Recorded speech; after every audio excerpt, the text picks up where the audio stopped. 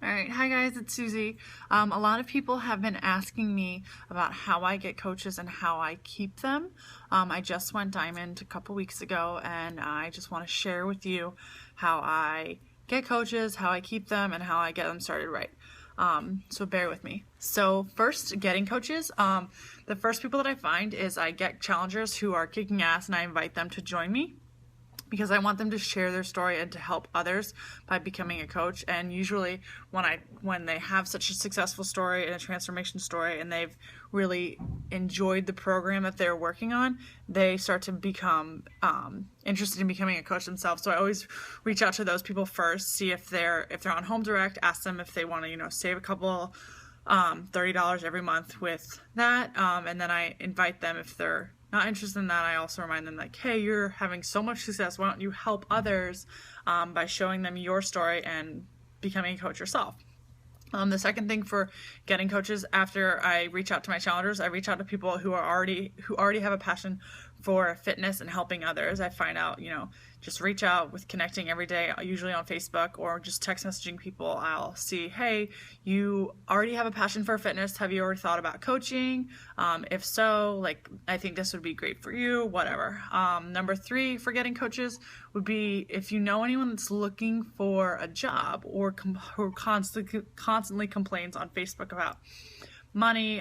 Sometimes those people are really good to reach out to, because if you work this business, anything is possible. So those are always good people, and usually once they start, they stick it out if you follow up and you make sure they're on track with everything. Number 4 with getting coaches is I made a list of my quote unquote dream team, and on that dream team, I probably have 40, 50 people on there right now.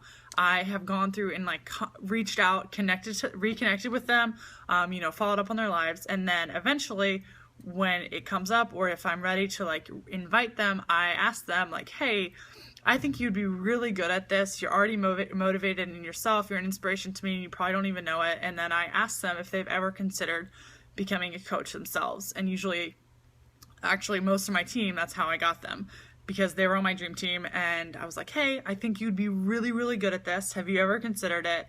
And so I asked them, and so far, so good. So that's how I get my coaches. I find people that either are challenger, have the passion already, someone who needs money, or really someone that's on my dream team that I know will make an amazing coach. So that's how I get my coaches. Keeping coaches. There are a couple tips that I have for this. The first thing is, do not overwhelm your new coaches. I cannot say it enough, because I know how overwhelming it can be from firsthand, and I know how overwhelming some of my coaches have gotten, and they've almost wanted to quit, and I'm like, don't get overwhelmed, because it is overwhelming in the beginning, because you're like, what's going on? There's all these notifications, it's too much. So the first thing to do is just, only invite them to things that they absolutely need to be in the beginning, because it is very overwhelming. So don't overwhelm your coaches, because that'll make or break a coach, in my opinion. Number 2, make sure they know that you are their friend.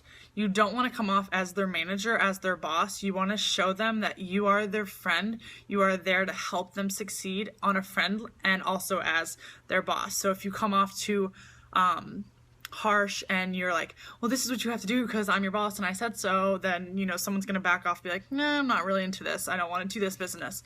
So make sure that they know that you are their friend and don't lose that relationship. Number 3, for keeping coaches, you need to talk to them constantly, if not daily, weekly, following up. Ask them what they're doing to reach their goals, asking them how you can help them. Really keeping that contact with your coaches is really, really important. The last thing for keeping coaches is providing them with resources and showing them how to be successful.